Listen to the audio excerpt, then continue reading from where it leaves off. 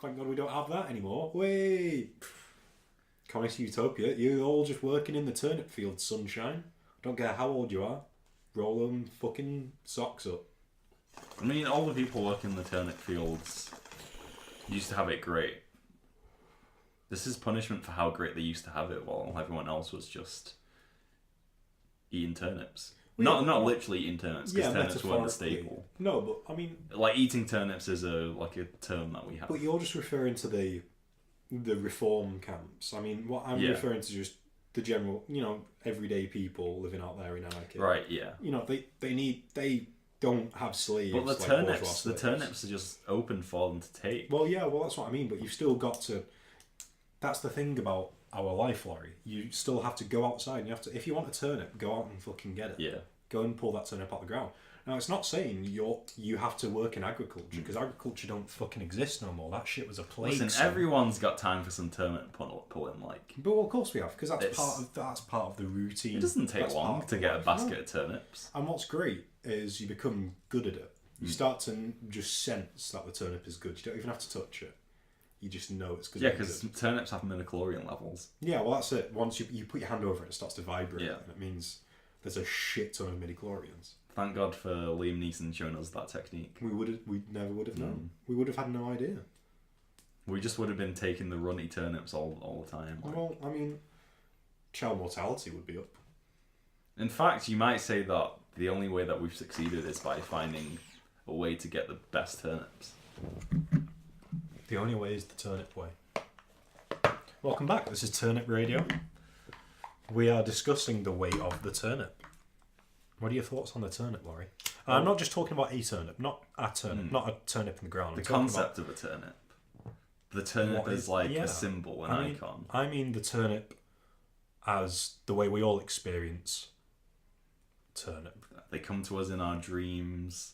We see them almost every waking moment in the turnip fields that stretch far and far away. I still don't quite think you're getting me, Laurie. I think I'm talking about the metaphysical that we all experience.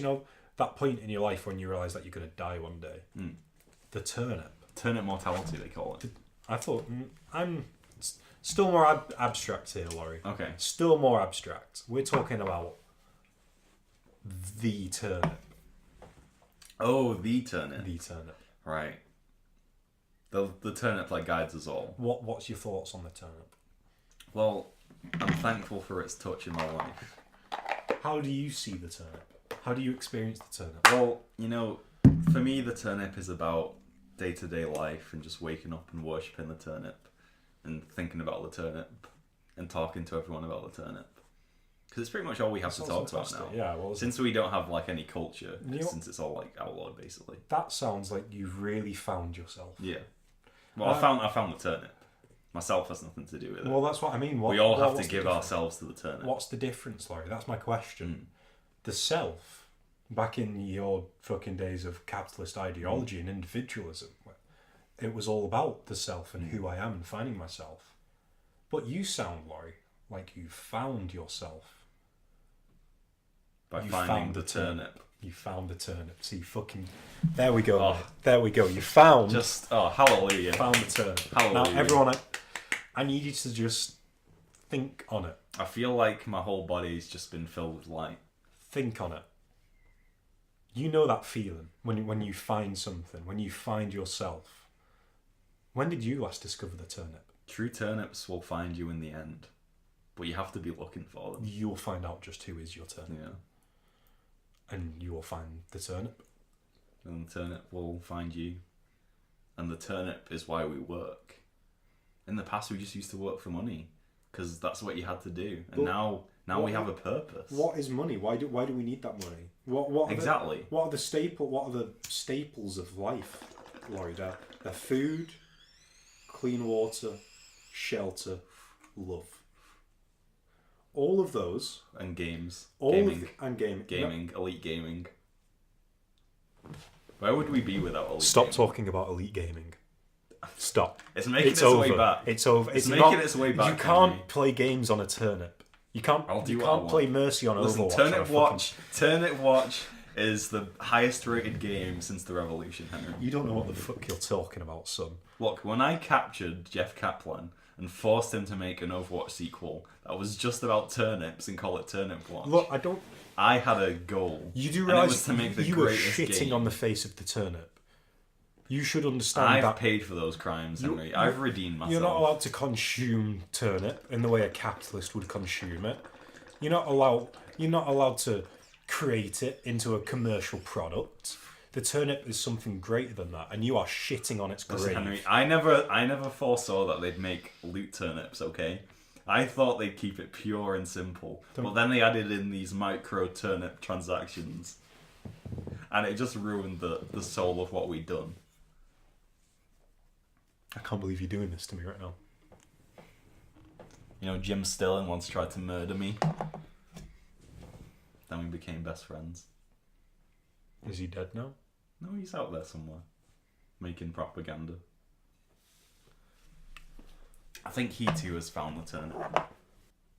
We were discussing the way that we can live and breathe the turnip, because there was a filthy world in the past. There was a filthy world that led to its own destruction. It took the things that we needed, which were love, shelter, food and water, and made us have to work for them and buy them and sell our labour to pay for them with money. What was the way out of that? What was the messenger that showed us the one answer that was all four of those at the same time? What gives us water, food, love and shelter? Turnips. It's the turnips. I mean, think of all the things that you can make with turnips. Turnip water, turnip juice, turnip soup, turnip stew, turnip resin. You can make a house out of turnips. Turnip houses, turnip skyscrapers, turnip towers. libraries with the books made out of turnips. You can make it into paper, and you can write the turnip Bible out of turnip. That's obviously you've got the turnip shop, but they just sell like rare turnips. Turnip what? The turnip shop. The rare turnips. Shop? Yeah. What's a shop? Well, you trade turnips for turnips, obviously, because it's a turnip-based economy. They're not called shops. What are they called then? I don't know. They just have the turnip on them. It's just a turnip. Oh, turnip. What's that's... I mean, I guess they're more like storage sheds, really. Because that's just where the turnips go. I just realised that our language is like completely devoid of like a lot of words. We don't have words for a lot of things. Because shop's a catalyst word. Catalyst? Capitalist. We can reappropriate it. I mean, capitalism's gone forever and it's never coming back, Henry. Who cares if we use their words? Maybe we should have capitalism back. Maybe Sound the alarm! Sound the alarm! So here we are. Welcome back, everyone. This is Turnip Radio. We are here in the fields with another piece of our past, our like cultural past that's been destroyed now. But it's a real keystone for us. What scars me about this one in particular is this is our first real experience, our real trip here with legendary Matthew McConaughey. This fabulous, fabulous man. Well, we should start by warning people that we're gonna spoil probably everything to do with the Dark Tower. We're gonna talk about all that shit. So the film's based on 7 books. Sort of. We're probably, well, technically it's a sequel to them, but that's a whole other thing. Yeah, the film is both based on the first book and sort of all of them. And I mean, they were trying to make a film for fucking years. Yeah. They were trying to make one for ages before they spelled 10 this years. shit out. Yeah. And this film took max 6 months to make. This was not a hard film to make at all. And I mean, most of the time and effort went into just calming Matthew McConaughey down, just getting him to a point of being rideable where you could get a saddle on him. He definitely looks like he's been drugged. Yeah, well, he's docile. He needs some ketamine, and they've really given it to him. so I can get a fucking camera on him. He's just too fast. Yeah, his face just kind of looks like it's gonna fall off. So they made this film, and it's called The Dark Tower, like Stephen King's series, The Dark Tower. It's not The Dark I mean, how do you make a film of 7 books and somehow try and incorporate like the entire plot of those books? Do you remember Harry Potter? I don't know if anyone remembers Harry Potter. No one remembers Harry Potter at all. What's Harry Potter? It's Harry a forgot. Potter. I mean, we still like. There's when we hear those words, there's some part in our brain that like just a little fucking switch. There's something, but we can't quite reach it. We'll find out one day. You just can't quite pull the turnip, as someone would say, as I would say. We've got researchers in the old cities. Maybe we should ask them to look into it. Because we keep running into this Harry Potter thing,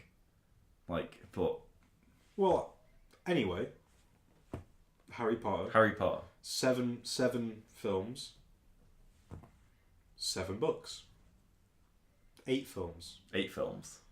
9 films. 8 films. Because there were 7 books and then 11 films.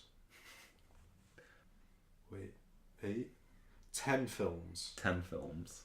11 films? Are you counting the Ron Hermione softcore porn? It was like 50 Shades of Grey, but it was just Ron and Hermione. The one with Johnny Depp, yeah. Oh, he was like a bonus. He was like a cameo. Yeah, I don't know. The one that has Johnny No, Depp. No. The softcore porn ones came after the Johnny Depp ones. Oh, I thought Johnny Depp was in that. Maybe he was, He actually. did some mad shit. He sank to a proper low point. What about Rupert Grint, though? He bought an ice cream truck. And he sold ice cream. No ice cream anymore, bitch. I guess you can make... if you mash turnips into a fine paste... Yeah, man. And mix them up with some ice or some snow... Ice and snow. Is that not ice cream? And sugar. Creamed turnips? Cream turnips. With ice? With ice. Turnip, baby. There you are, you got it. You got yourself a nice turnip ice cream. So anyway. We're gonna cut so much of this, oh my god. Are we gonna cut this bit? Oh. Yeah, we're gonna cut that. We're gonna cut some of it. I'm gonna cut your face off, bitch. Do it. The Dark Tower, cutting your face off. People without faces. Oh, people with skin falling that's a off. good segue. So, there you go. Segue. How are we gonna segue from something that we've already cut out? Who knows? Who knows? But it's gonna work. You'll just cut to me saying segue. Fuck, now I think we're gonna keep this in. So, Harry Potter. Harry Potter. 10 films, something crazy. Okay, so to get back on track, you're trying to compare Harry Potter as an adaptation to this film as an adaptation. Yeah. That's just so people keep on track with what the fuck we're going on about. Harry Potter is like 10 films for like 7 books. Yeah. The Dark Tower is 7 big ass fucking books. 1 film. That is some fucking ballsy shit. Okay, so spoilers for the Dark Tower, but basically the Dark Tower kind of ends when Roland and his squad stop the people that are destroying the beams that support the Dark Tower. His mad squad. Do you want me to use the words that they use in the books? Yeah. Do you want me to say quartet? That's exactly what I want you to See, say. because we're British as well, so we can't... Yeah, it sounds disgusting. It sounds even worse because we can't have the American, pronunciation of it. So it just doesn't work. Would you... Fuck, what were we Quartet. saying? Car. Yeah, so... Roland's the quartet. books basically end with Roland releasing these people that were destroying the beams that support the Dark Tower, which stops the universe from... Their mind power was being used. They eat the brains of children to support their mind power to focus on beams that support a tower that destroy the universe if it falls. And so they stop that from happening. And then they have to save... Oh, fuck. I'm going to have to talk about Stephen King in the Dark Tower books. And that's like, how do we... talk about that shit. We can't talk about that shit. No, we need to... Okay. We can't actually... But Stephen basically King... what I'm saying is the plot of the Dark Tower is the plot of the books condensed massively. it's condensed to like a ridiculous degree. Yeah. Like there are very major things that go on through multiple books that have to just simply not exist. Roland has a love interest. He has best friends from a younger life. He has a whole younger life experience. There's wars that go on. There's so many characters, so many things that happen. Just have to be cut. Yeah. Have to go. And as a result, we get this hour-and-a-half journey of it's just good versus evil. It's the gunslinger, a big badass boy played by Idris Elba, your boy, and the big bad man, Walter, or the Man in Black, played by Saint McConaughey. Who else? Saint Who else McConaughey. could be the Man in Black but Matthew McConaughey? I tell you, he is the man. He was in his twilight years when he was in this film. He man. was fantastic. His face is looking a bit wrinkly. And bear in mind, they used enough horse tranquilizer on him to kill a fucking elephant. Yeah. And that's how he acted. Because they had to get the reins on him. He's dead too fucking faced. up. Just dead faced, monotone. It's fantastic. It's beautiful. Really sinister. Yeah. This film tries so hard to create so much tension, and it really wants you to be scared of this character. It wants this character to be really threatening and menacing. I mean, he can tell someone to stop breathing, and they just stop breathing, as we see early on. Yeah, because in the books, he's definitely got some weird powers where he can sort of warp reality almost, but it's always very ambiguous. He's ambiguous, like he's like a very powerful creature. Let's put it. He's a being. He's the books have a lot more depth to them, let's say, than the film. Yeah, and he appears in other Stephen King books as well, because the Dark Tower books reference a lot of Stephen King's other books, even with like main characters appearing in the Dark Tower as main characters.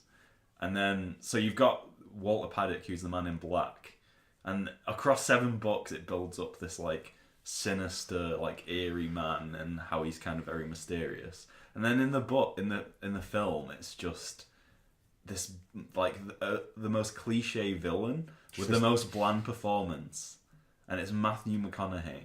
It's just this corporate bad guy. He just wears a smart suit, walks about, tells people what to do. And and that's another thing. Like he's in the books, he's kind of he's definitely like an emissary of a wider organization, but you don't really learn that until much later on. No. And for a long time, it's just kind of like these mysterious forces working in the background. Yeah. But in this, it's just like, the bad guy is this like corporation, and Matthew McConaughey is just Jeff Bezos. Yeah. It's just Amazon. Yeah. Just out to steal your kids. He just wants to steal your kids, destroy the beams holding up the Dark Tower, and just end the universe. Yeah. Who doesn't? How good would it be though if in the film it actually was Amazon and it was Jeff Bezos?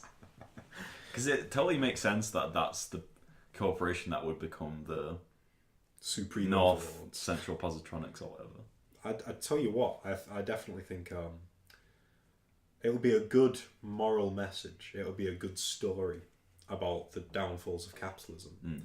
It would be a good moral tale for children growing up in the Turnip. Well, because the plot of the Dark Tower is to sustain a cycle, basically. Like nothing really changes in the real world. It's just they save it from collapsing.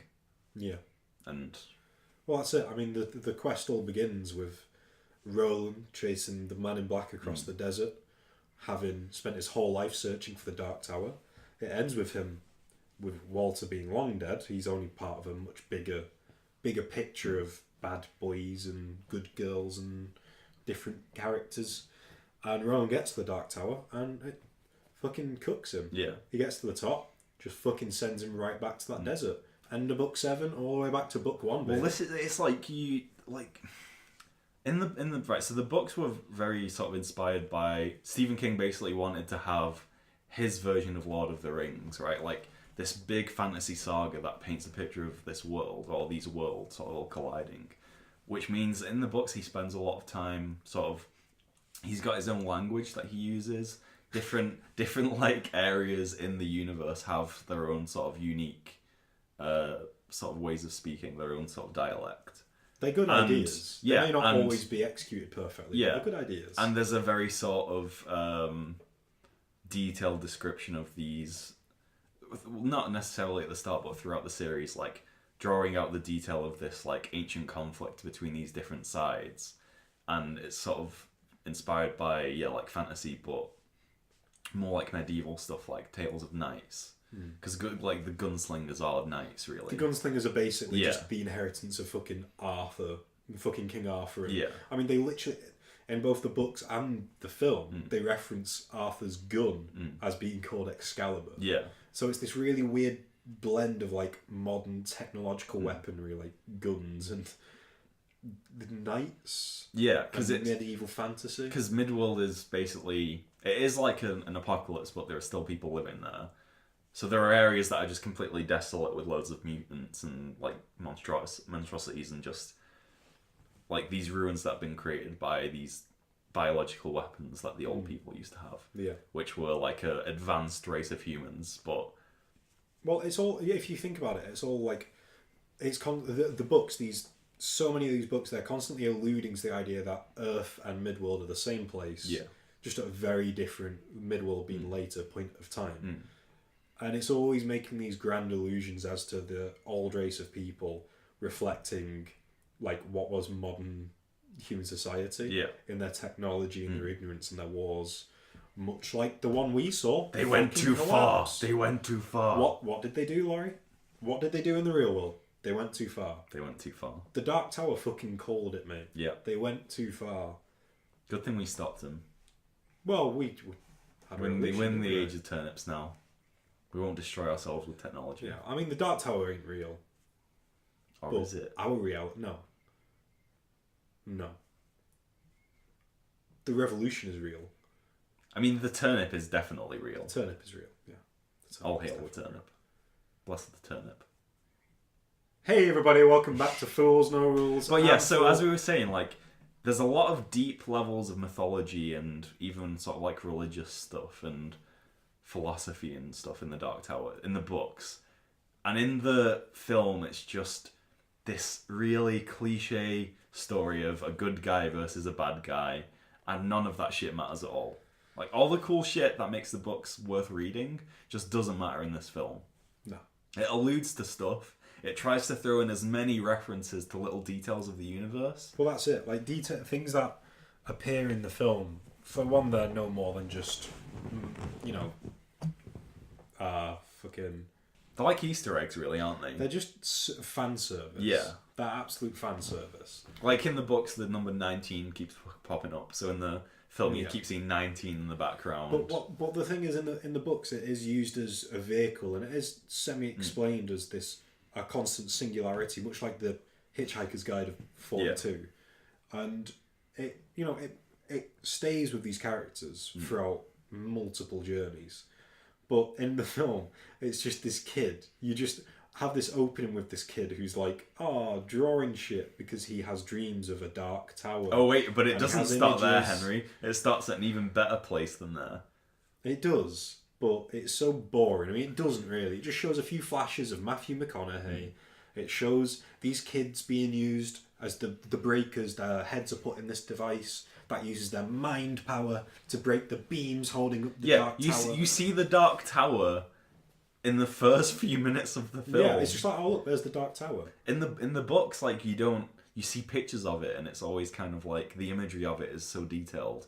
And in the film, it's just this like weird. It's just a big. It looks like futuristic. It doesn't look like a real building. Yeah. But at the same time, it looks like just like a Getty image picture of like... Yeah, it's CGI bullshit. It's CGI bullshit. Yeah, it's absolute bullshit. And that's technically the opening. Yeah. But the first, I'd say the first third, the first act of this story, if you'd like, is just this modern day Jake, this kid character in New York. He has a mum and a stepdad who are just bland, non-existent characters who exist to get fucking murdered. And he draws shit. And he draws the Dark Tower and some creepy stuff, and he draws Matthew McConaughey's fucking face. Well, that's another thing. Like in the books, Jake has these like spiritual powers almost, and he has these visions in the film. But they've also combined it with another character from the books who can draw stuff almost. But he's only in the last book. Yeah, he's only in the last book, like right at the end. and he has the ability to like draw stuff into existence and out of existence. But it feels so strange that they just merged the two characters. For no real reason other than it just being easier to add exposition. Yeah, well, that's like a consistent thing in this film is they use a lot of character traits and a lot of quick, easy methods of delivering exposition. Yeah. Like, because Jake sees these things, they make him question his sanity. Like any sort of fucking film you've ever fucking seen before, a kid going insane. And of course they have a scene where a psychologist at school talks to him. And it's just directly used for the character to pull out exposition. What is it that you see? Who are these people? Yeah. It's just like, oh no, it's just a dream. It's just a dream. When obviously it's not. We already know. We saw the shots in the beginning. It completely breaks any form of immersion. And none of the characters. I don't give a fuck about any of the characters. Like this film is the best example of a film that doesn't understand that you have to show rather than tell. Because when you have a book series that you try and adapt that has a lot of sort of thematic and aesthetic elements to it, you have to show it in the film. You have to sort of adapt it properly. But it just explains stuff. It just explains that's in the books. Like it repeats details rather than making you feel like it's depicting that world. Well, I mean, there's a common because Roland is such a character. He is such a otherworldly character. He's grown up in this medieval, fantastical, Wild West world. And he's inspired by the Man with No Name. So he's already just like the sort of almost cliche stoic action hero. But because of these traits, he has a lot of things about him. A lot of character traits. And the only character trait he has in the film at all is the saying he has, which is lifted from the books, that I do not shoot with my hand. A man, what is it? A man who shoots with his hand has forgotten the face of his father. And it's just... But it's showing us there are a lot of things in the books that are super cringy. Like, genuinely, like, make you cringe with your... Like, so much of the dialect that Stephen King makes up is very... shit. It's just shit. And it's even worse in the films when not only does it not really work outside of books, but the delivery of it also is just terrible. The delivery, the acting, the fucking screenplay, the writing, it's fucking all just really poorly done. Like, no one cares.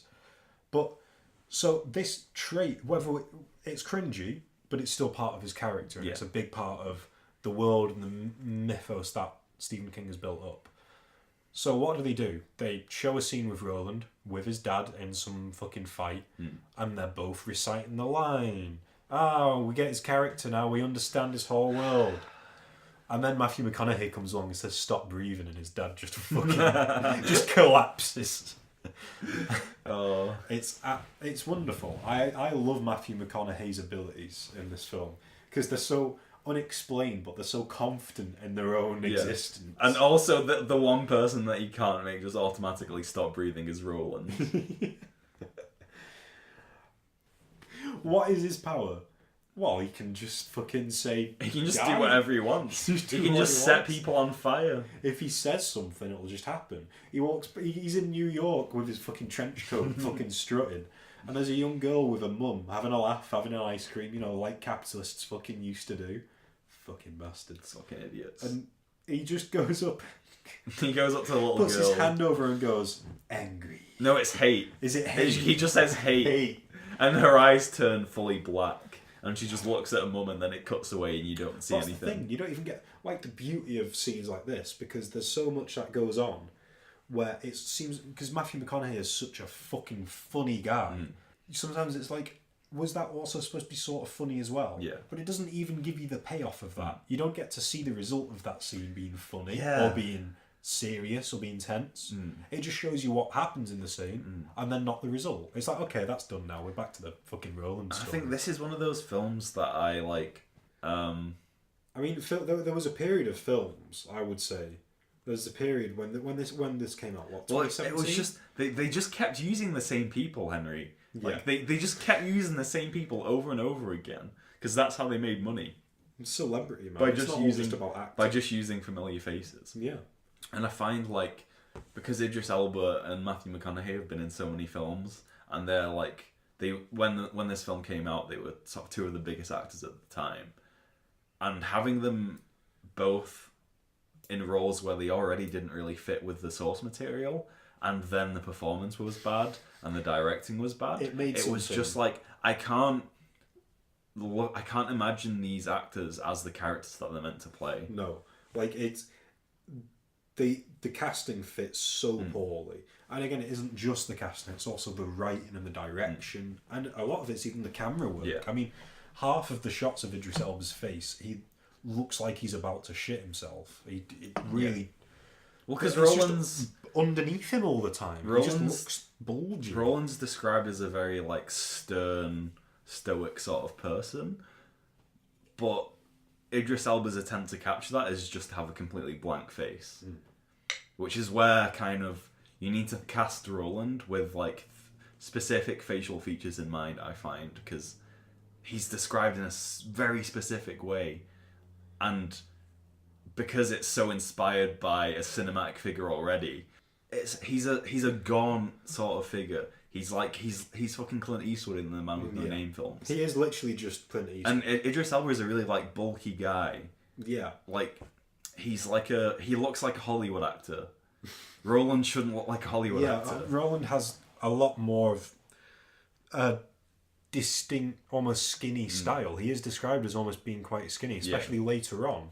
He becomes ill. Yeah. He becomes very ill later on, which again is also used in this film for like no fucking reason, just to make him seem even more badass. And he's described as looking like pale and old and like weathered, and like his bones. He's described as like his bones are constantly fucking aching and shit. So what the fuck are they doing? And even Walter, again, we can talk about Walter and the sort of the absolutely out there, mystical, wondrous sort of intention with Walter, the Man in Black in the books. But in the film, I mean, you're just trying to make a bad guy that can basically control whatever the fuck he wants. He just says hate, someone feels hate. Says calm down, someone... He's just a big... Stop breathing. Yeah. Stop breathing. He's a big, strong boy. You can't and he's have... Matthew McConaughey. You can't have such an uncanny, eerie character be played by Matthew McConaughey, because you can't get past the fact that it's Matthew McConaughey. And he also always sounds exactly the same. Yeah. Like, he's always got that sort of, like... He's Matthew McConaughey. You can't describe it. He's Matthew McConaughey. And he's not giving a fuck in this film. He does not try. Yeah, no, his performance is like he just woke up and he just got out of bed and he's like just stumbling into the studio. Every single scene of his, I fucking guarantee it's the first shot. Yeah. They did one shot of him, they were like, bang on. The director was like, that was perfect. I've never seen The Man in Black before, but I saw him today. How much of the budget of this film do you think went towards just getting Idris Elba and Matthew McConaughey? Oh, dude, so much. Like, so much. Just get unknown actors. How much of the money do you think went to Ron Howard, the producer? Oh, Ron Howard. Ron. The 5-star director of famous film Han Solo. Ron. What are you doing, Ron? Listen to us, Ron. What are you doing? We know you're out there. Stop it. We know what you did to this film. Stop it. We know you're listening to this. We know you're secretly a massive communist. What are you doing? Why did you do that? Stop. Why? If only Stephen King handled law building like J.K. Rowling by tweeting out random things. Tweeting, this character is now gay. Hey, by the way, in the Harry Potter universe, they didn't used to have toilets. They just shit themselves and then use a spell to make it go away. Make it go away. You know, all that disgusting shit down their fucking legs and in their pants just made it go away. Thanks, Rowling. We needed that law. Slay Queen. She's just capturing the reality of daily life, Laurie. She's capturing wizards as real people. They're everybody poops. Libs would rather fantasize about a world where we could magic away our own shit than any other improvement in living standard. They can't imagine anything like free healthcare in America. No, we don't want any form of socialism or like, care, social care, welfare. We don't want to look after the elderly or the disabled. We just want to magic away our fucking booze. Yeah. and be able to buy Harry Potter ones in every single bookstore in the fucking world. Because Harry Potter is a lib's vision of a utopia, where there's this power that could solve all problems, but it's like separate from the world, and it's like hidden away, and only a minority of people can access it. Yeah. And it's kind of just restricted for the rest of humanity. That fucking elitism. Yeah. Yeah, the majority of people are just fucking shit. No, like the entire story of Harry Potter is about maintaining a hierarchy that's already elite, just to stop a hierarchy that's also elite but even worse. Like, yeah, well, I mean, it's just the fight between people that accept mud-blooded wizards and those that don't, and think the only wizards should be pure blood and they should interbreed. Well, they should not interbreed. But, like, I mean, that's all it is. I mean, like, there's no address to the fact that being a wizard comes directly through your blood in the first place. Like, that fucking hierarchical structure is, like, so British. Yeah. It's so fucking backwards. It's just... Can we not talk about... We always talk about Harry Potter. I feel like someday we'll do a fucking podcast about Harry Potter. No, we definitely will. But it'll be in like 2 years because there's so much there. We'll just have snippets of it in every podcast. We always seem to just refer to J.K. Rowling. We definitely need to wait until she's made the third Fantastic Beasts film, so we can see the whole. Is there only going to be 3? Is there not going to be more? I think it was meant as a trilogy originally, but shame the second one's fucking garbage, and the first was mediocre. I've not seen the second one yet, but it does look. I haven't seen it. I do want to see it though, because even like fans are saying we'll get there. We'll get there. No, we need to like never do a podcast on it. We just constantly talk about it.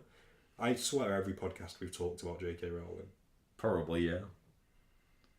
It's a strong theme. I mean, she's our nemesis. I mean, her head is still on that fucking stick.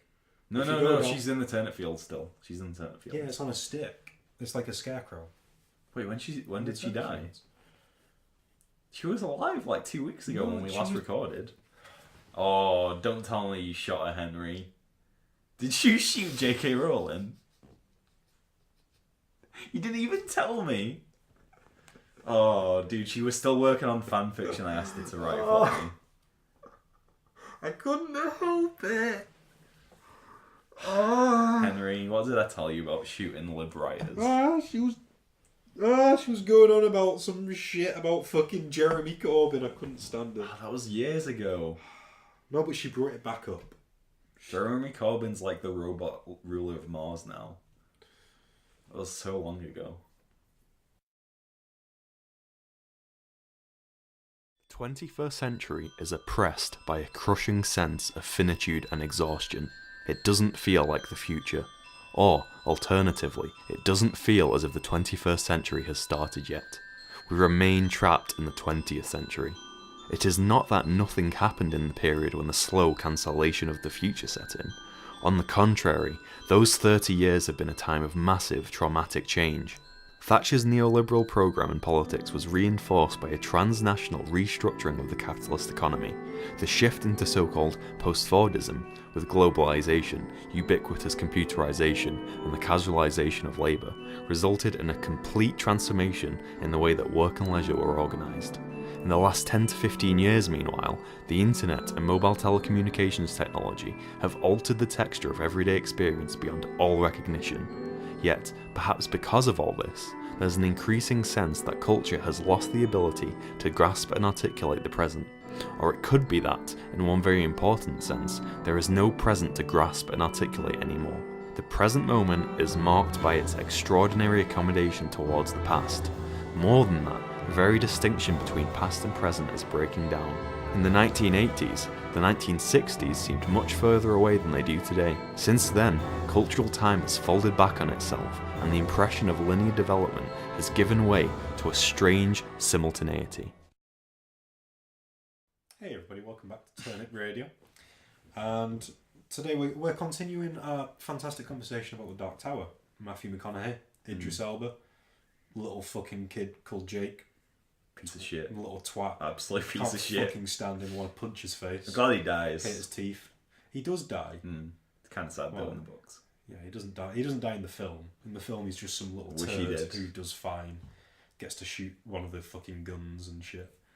Who the fuck does he think he Man, is? like they just completely avoided like the entire plot of the first book. Yeah, because And they just got the plot from all the other books. It's crazy because the entire plot of the first book, where the gunslinger randomly comes across Jake in a building in the desert, and it's all very strange and surreal why he's just appeared there, and Jake himself has no memory.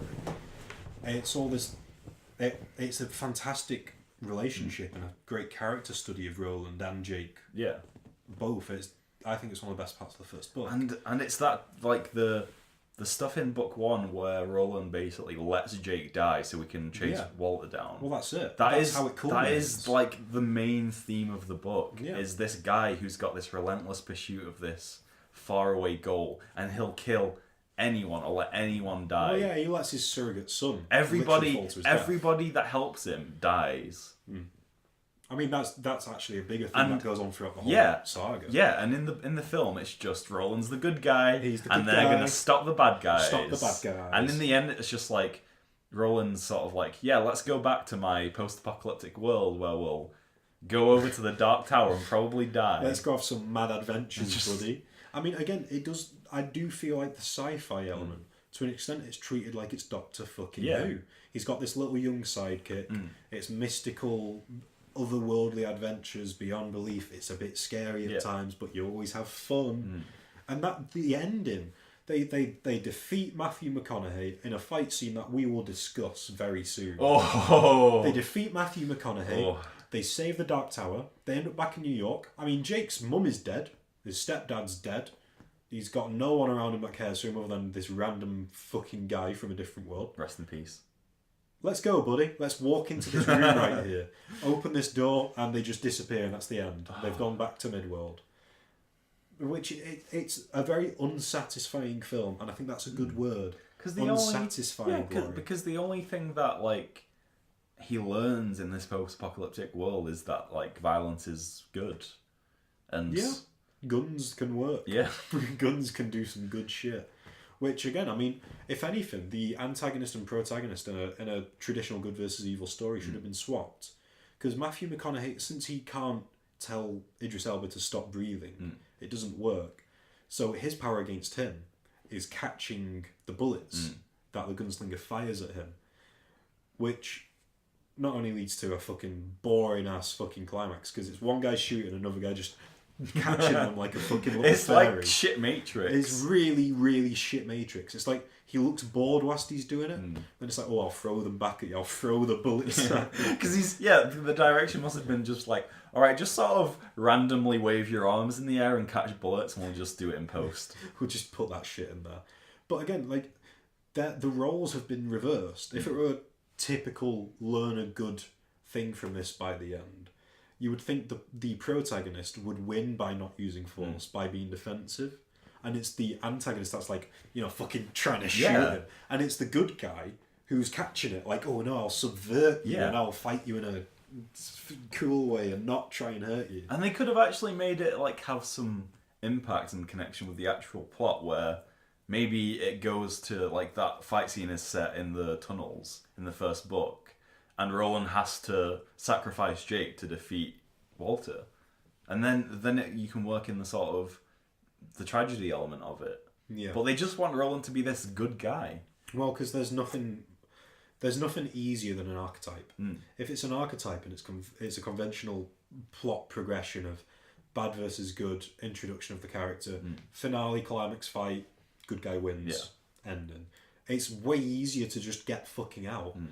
And because it took 10 years for them to make the film, and it went through so many different people writing and directing and completely scrapping the fucking screenplay and starting again, I think it hit a point with this guy, whoever the fuck directed this, that he just wanted to get some shit out there and make some money. Because everyone else before this guy came along said that they quit because the project was just too big and there was too much riding on it, because it was this huge beloved franchise. Yeah. Like J.J. Abrams was a huge fan of it, and he was like, I can't do this because there's too much pressure and because of how many people love the books. Yeah. And he is kind of shit. He's shit, so we won't be able to do it. But I mean, it is just one of those things that maybe it's just not a good medium for the Dark Tower, because there are so many different.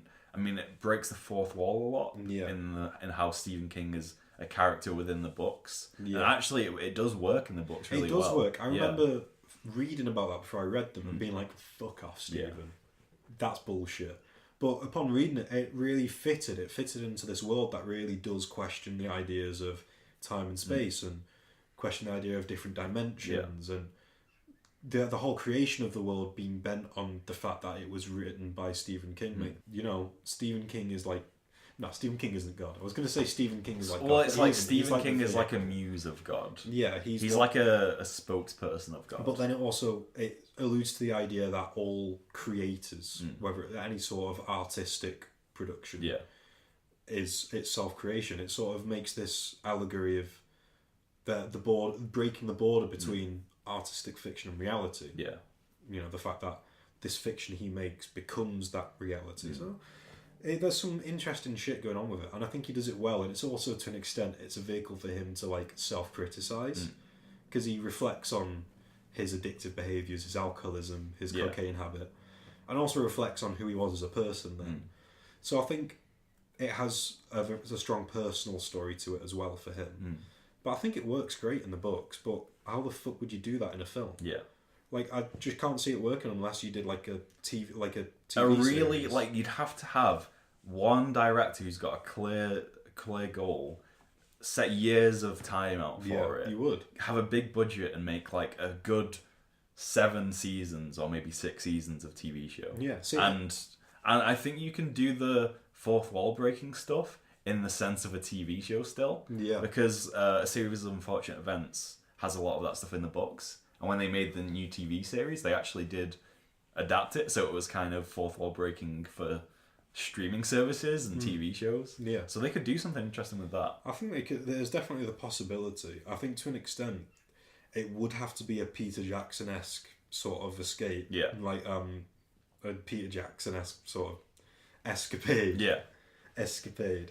Where you would have to invest the money and the time initially to produce all of it at once, or at least you would not have to rely on just doing like one season or one film first. You would have to get the money in the planning and the pre-production for all of it, or as a continuous thing. Because otherwise it just wouldn't be feasible. Yeah. But I mean, I don't know if it ever could have been feasible. Will be feasible? Will the Dark Tower ever exist? Well, I think it's like it's unclear whether they were making this film with the goal in mind of making more films. Because like I said, you can't really, because of how much plot it covers in the first film alone. But yeah, it just wouldn't, like, they couldn't do anything else with this film. No, they couldn't carry the story on. We're not going to pretend that you could ever follow up this film with something else. It's just fucking atrocious. Yeah. Like, even as a commercial product, that I feel disgusting using those words. But even as a product, it's fucking just badly made. I mean, we talked so much about how it fails to adapt the story of the books, but its failures just as a fucking film. The editing, fuck me. The amount, like, the shots are so bland. Shot, reverse shot, side shot, reverse shot, pan. It really fucking dull, uninviting, uninteresting, and the composition's terrible. It's so nothing's happening, and it's changing shot every half a second. Idris Elba's holding Jake over a cliff because they've got some tension at the beginning, and they're just having a chat, and there's like a composition of 5 different shots constantly just going between them, and it gives you a fucking headache. Yeah. It's awful to watch. Because even like in the foreword to one of his, I think it might have been the first book, he describes wanting to make a sort of book that captures that cinematic experience he had of watching the spaghetti westerns. Yeah. Where you see this huge landscape on a huge screen and you feel totally immersed. Yeah. And the settings in this film are so bland, and then they're supposed to be like, you know, when they go to Midworld, it's supposed to feel like this mysterious post-apocalyptic world, and in the books it's like so laden with all this different imagery from different genres. Yeah. But then you see it in the film and it just looks bland and unrealistic and CGI. Well, I think that's one of the biggest problems of the film, that it really does not, to an extent, whether it's the fault of the people making it of not reading enough of King's work or his intentions, or just not caring, it really misunderstands that concept of the spaghetti western, of the epic, because it's a mix of genres. The Dark Tower, very strongly, it's just not one single thing. But I think you're totally right in bringing up that like epic sort of sense that the books have, and how earlier I was saying they're sort of connected to mythology, because I really do think King is deliberately going for like classical, like ancient ideas of narrative and themes, like the way he talks about fate, and like he even talks about Deus Ex Machina and tragedy and comedy in this. Yeah, there's a lot of classical sort of themes going on, isn't there? And it's just totally removed in the film. Well, that's the thing. I mean, again, one of the strongest points, the cinematography, the world building, the view of this epic Western style. If you look at Westerns, you look at the way they're shot, the way they're edited, the way they're directed, or the way epics are, any of them at all, compare just a single scene to any single scene in this film. And the difference is incredible. Like, it is that if you were to watch just a scene, you would not think it was meant to be an epic or a Western in any way whatsoever. Yeah. Because it's shot in a very, very, like, uninspired, conventional way. It's just it was a bland, modern Hollywood film. Yeah. Like, nothing more than that. Apart from Matthew McConaughey being fucking hilarious at times. That's the one light in the darkness. That is the one light in the darkness. But, I mean, a light in the darkness is also that the books are still good. They have some cringy shit. Yeah. Thank you, Sai. Thank you, Sai. What else is there? I've forgotten it all. Is there Karchi? Long days and pleasant nights, and twice as many to you. Long days and pleasant nights. Dude, there's so much shit. There's so much. There's stuff shit with like Quartet and Car, and Carvanay and Carvanay. Yeah, there are so many different words. I don't know. I think it works in the books because even if you don't sort of keep up, because I took quite a long break between reading the series and then reading the last book. And I think even when you don't know every single like meaning to every single word, you can just sort of contextualize it. Yeah. Yeah, definitely. Because that's how it works, obviously. Because when you're depicting a language, it can't be stilted. It has to be like, this is a natural reason that these people are saying this stuff. Yeah. Well, I mean, the language is very like anglicised as well. Like, it is written by an English-speaking person for English-speaking people to be able to like easily grasp. Because he's like, I mean, again, it to an extent, I do like Stephen King and I like a lot of his work, but it feels like a lot of time it almost feels like he's just trying to do an epic for the sake of doing an epic, when something like, again, the big example we use all the time, Tolkien's Lord of the Rings. Yeah. I mean, that was epic on this scale of the amount of time and just absolute years this single person invested in this fantasy world. Yeah. And yeah, Stephen King took 20 years to write this, but I mean, Tolkien wrote a whole fucking language. Yeah. I mean, he did countless upon countless of studies and drawings and just world-building materials and art just dedicated to it. Again, he didn't just create one language either. He did several. Yeah. I mean, there's some really strong detail going on there. And I mean, a lot of his stuff is also based on a lot of Christian mythology, so there's a lot of just simple mirror images. Yeah. But you still can't argue that it's just developed a fuck. The amount of work we've had released that he had just written that was unpublished. And King just has not done that. Again, the work's fantastic, but the language is also just a bit of a meme. Like, it's a bit of a gimmick. Yeah, and I think he sort of acknowledges his critics of his style of writing and how like there's a character, because obviously, like we said, in the book, Stephen King is a character in the real world, which is kind of one of the different realities in the book. And there's a character in the real world that references him and talks about his writing and how he's got a good idea for a story, but his language isn't too great. I thought that it's good how he's self-deprecating. Well, again, that's where the self-criticism comes in, doesn't it? It makes it more personal for him, when he's using himself as a character. Yeah, and he really does allows question the idea of like narratives that have a clear ending. Like, there are kind of two endings to the last book, and before he gets to the second ending, he kind of talks about, you probably shouldn't read this because you can't write a series like this and have the ending actually feel, or have people who follow it so closely actually feel satisfied by it. Yeah, I mean, it's always going to be a letdown to an extent when people have been following something for so long. Yeah. And that's the thing. I mean, the ending is...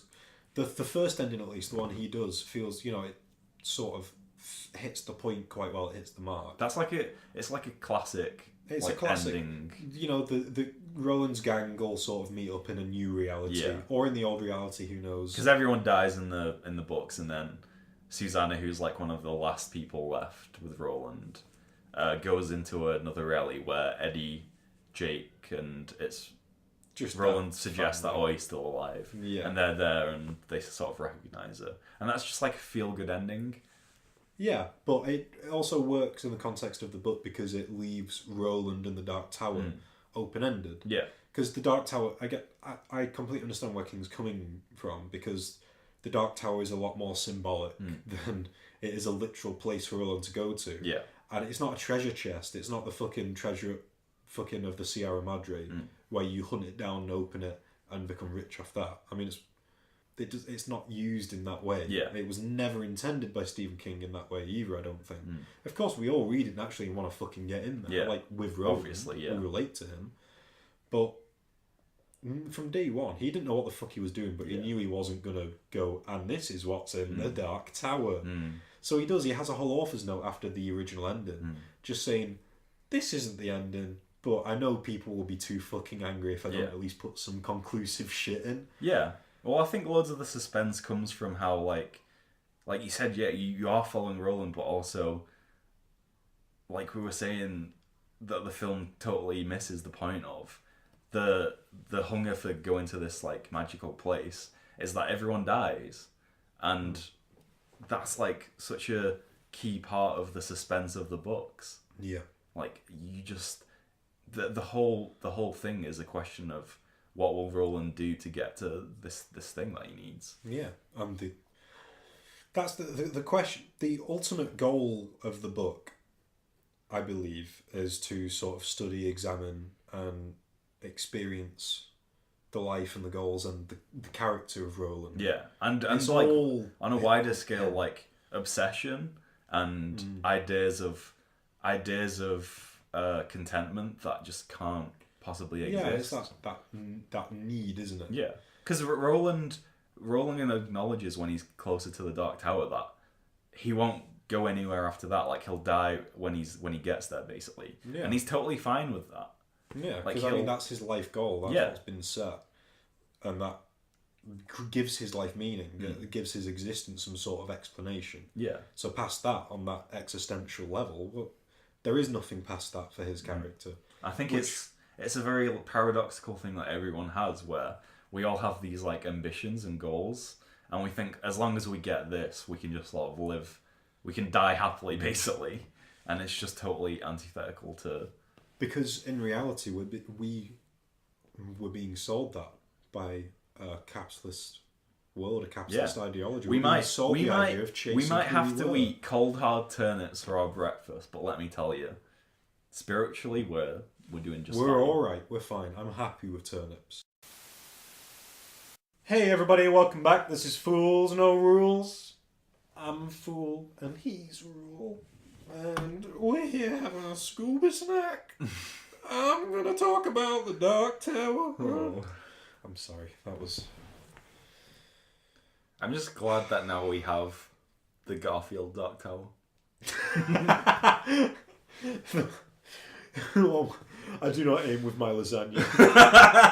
He who aims with his lasagna has forgotten the face of his fucking... Alright, another thing, can I just say, right, in the books, Roland's guns are such a big fucking deal. Yeah, they're fucking awesome. And in the film, there's barely any attention given to them. And his guns are just like really dull, and they're supposed to be like his father's. They're supposed to be old and massive and fucking legendary. Yeah, but his dad also just has... Like, Roland is just a grown-up and his dad is even older than him. Yes, that's just an old man in one scene. Oh, When man. Matthew McConaughey comes in and tells him to stop Just breathing. the desecration that this film did to the original plot of the books is just like, It's not good. it's horrible. It's not good. Because his relationship with his father in the books is really interesting. Because they have a very sort of strained relationship. It's quite interesting. He certainly looks up to his father and wants to be like him in terms of being a gunslinger. But at the same time, they have a very loveless relationship. Yeah. There's never really any affection shown between them. I mean, and then you get Walter cooking his dad, because Walter basically becomes... He seduces his mother. He's like... The Man in Black is basically has infiltrated the Gilead, that's it. And that's a whole thing in the first book that, again, who cares? This is just a movie. We're not going to include Yeah, I mean, the stuff about Roland as a child is like the stuff before he began following the Man in Black was like huge in the books. Yeah, it was a massive part of it. But there's a whole book that's just a flashback to when he was a kid, basically. Yeah, that book's crazy. Well, I mean, he's like a young adult, isn't he? He's a teenager. That's the fourth book, Wizard and Glass. Mm-hmm. If you want to read a book about a sort of teenage love story set in a mythical science fiction Wild West, read The Wizard and Glass. Yeah. It can be quite boring, but overall it's quite nice. I think it's one of his, like, definitely the most contained one. I feel like it's kind of ruined by the stuff with Blaine finishes at the start of that book instead of at the end of the Wastelands. Yeah, the Wastelands finishes with them on this train that's like autonomous and like has brilliant AI. And it's like, oh, I'm going to kill you all. And it just ends. Yeah. And then the next book, it's like, oh, yeah, I'm still going to kill you all. And then they riddle their way out. Yeah, they just Tom Riddle it. See what I did there? That's a fucking another thing. Laurie, did you see what I did there? That was really well done. I took it back to Harry Potter. Tom Riddle, Voldemort. They Tom Riddled their way out of it. Like Voldemort when he riddled Harry out of having parents. I want to kill myself. When he riddled Ginny into painting blood on the walls and opening the Chamber of Secrets. Do you remember that? Listen, Henry, there'll be a time and place when we talk about Harry Potter, but it's not now. The Chamber of Secrets has been opened. Henry, Enemies of the Air, Henry, beware. Henry. You'll be next to Mudblood. Okay. You know snakes are the enemies of turnips, Henry. Hey everybody, welcome back to Fools No Rules. And we're not I wouldn't say we're wrapping up, but we're coming to conclusions on the Dark Tower film. It's a bit shit. It's a bit shit, isn't it? Let's be honest, it's a bit shit. It's just like, it's such a... When you spend so many hours invested in one story, and then you spend an hour and a half kind of zoned out of this terrible film that is just filled with just nothing but exposition and badly delivered dialogue and poor characterization and strange adaptations of story elements in a weird order that don't have any correspondence with the original source material. And on top of that, the editing is disastrous. Like the way things cut between other things, like the way certain shots interact with each other, just none of it has any rhythm to it. It just makes you want to curl up into a ball and go to sleep and have a good turnip stew. Have a nice... Yeah, you want a turnip stew by the turnip fire. You want to wrap yourself in a blanket made out of turnip wool. And you want to have a nice cosy sleep. Maybe a pint of turnip ale. Maybe some turnip ale. You know, if you're feeling funky fresh, go all the way, son. And that's our summary. I think don't watch this film. Maybe watch some clips. We've spoiled the books, though, is the thing. Well, no, we've not spoiled the books. We've not. I mean, what is spoilers, Laurie? Well, yeah, right. This is the thing. We've not spoiled it. You can still enjoy the Dark Tower, the books, fantastically on your own. Even after listening to this. I mean, I guarantee you'll forget fucking half of it anyway. Well, it's the ending is a statement that, like Stephen King says himself, it's about the journey. Yeah. It's about the process of... And I think spoilers sometimes actually could improve your experience of reading a book, because you're more informed about what's going to happen, so you examine things in certain ways that you wouldn't otherwise. Yeah, the problem is with spoilers, people always assume that any sort of spoiler is a bad spoiler. And I do not think that's necessary, because I do not think with a lot of things, it's not necessary to not know what's going to happen to enjoy yourself. I mean, I get it when you're already sort of in the process of watching something or reading something. It can be disappointing if you invest in a show and you find out a big finale of that season or whatever. There's always instances of spoilers being shit and people ruining stuff for you. But I think, especially with such a big, large series like The Dark Tower, we've not spoiled anything. I mean, there's so much of there. We haven't got the time to talk about all of it. There's a lot there. There's a big fucking spider. There's so much crazy shit that happens that is so cool. There's a big spider. Yeah. I mean, like you've said before, it can be tough getting through some of these books because they're long, and Stephen King has a style that some people don't really like, but there are some set pieces, some moments. There are moments where it really pays off. Like, you really feel satisfied. There's definitely points where it can slow down and he gets caught up in his own world and enjoying the process himself, I think. And it can get tedious, but there are points where it's just so good that it is all completely worth it. There are points that are fantastically put together, really good set pieces. And really good atmosphere, really good world building. Yeah. He's good with tension. There's parts where definitely, you're seeing Roland as a darker, more conflicted character that are really intense or really fucking brutal, and he's great with descriptive language. He's great with that shit. So, yeah, I mean, again, if you want to, I would definitely recommend reading the books. But you have to read the second one as well as the first one, because the first one can really turn people off. Yeah, if you read the first one and you don't know how you feel, give the second a try. Borrow it off someone. Spend half an hour in a Waterstones or a fucking bookshop reading it. Just read a bit of it, and I think you'll definitely know how you feel quite quickly, because the second one really starts to establish where it's going, and the tone it's setting, and it moves quite quickly, and it's great. If you want to just read one, I would say the second one. I don't recommend it, but I think if you were not to read just one, I would say Song of Susanna. I think it's the most pointless one.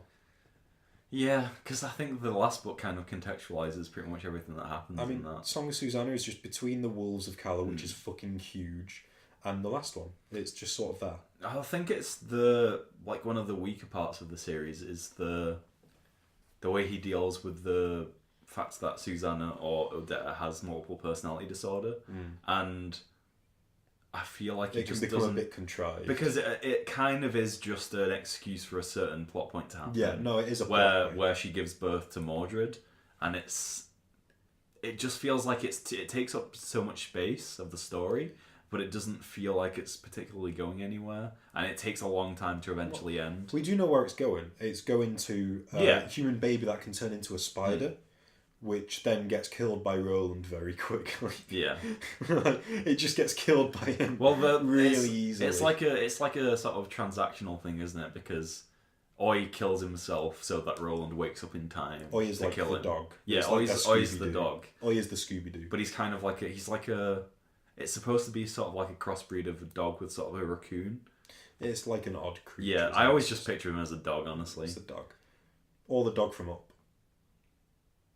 No. The dog from Frasier. No, too small. The dog from Lassie. I was thinking more like a Garfield kind of dog. Garfield isn't a dog.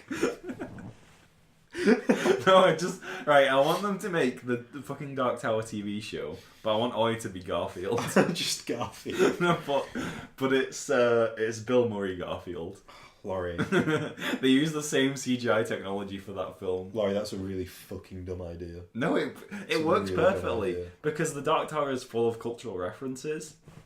You just have Oi be Garfield. Do you know what else is full of cultural references? The fucking turnip fields. Do you know how many people that used to be famous are fucking out there? You've got Cy, Jake Paul. But none of it means anything now. No, Jake Paul's long gone. Was it Logan? It was one of the Pauls. No, both of them died. Who's the guy out there? No, Rice Gum. It's Rice Gum. Right, yeah. Sorry. Well, everyone forgets about him. Who the fuck is Rice Gum? I mean, but do you know what I mean? It's like... Yeah. Talk about... It's like... I mean, it's like 50% Twitch streamers and YouTubers, or ex-YouTubers next Twitch streamers. If you've ever done the floss, you're gonna bet your ass you're fucking there. Yeah. Definitely. Might be worth it though. So, what are we doing next time, Lauren? Oh. What are we doing? What are we doing next time? I don't know. What are we doing? Spider-Man 2? Spider-Man 2 just sounds good. Let's I mean, do we've already done an episode on Spider-Man 2. No, we should do Spider-Man 2 again. 2 episodes for Spider-Man 2 Why seems not, fair. man? We've not talked about Doc Ock enough. Not talked about Spider Dicks. That's the one thing that I am missing in this episode, is dick power. This film has no dick power. There is, right. We haven't actually talked about this. There's and no this is a dick key, power. like, I can't believe, because obviously such a big part of our past work is focusing on power. dick energy.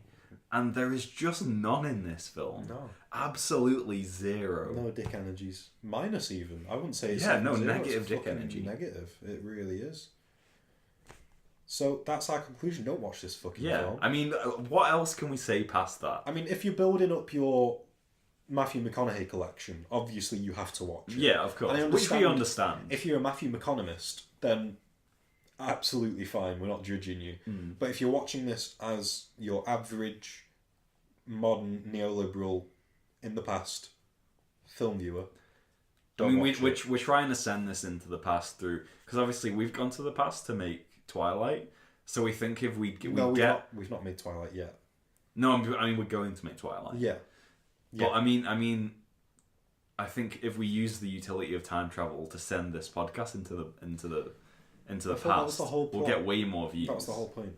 I mean, well, how did the problem was the turnip breeders really did like this film.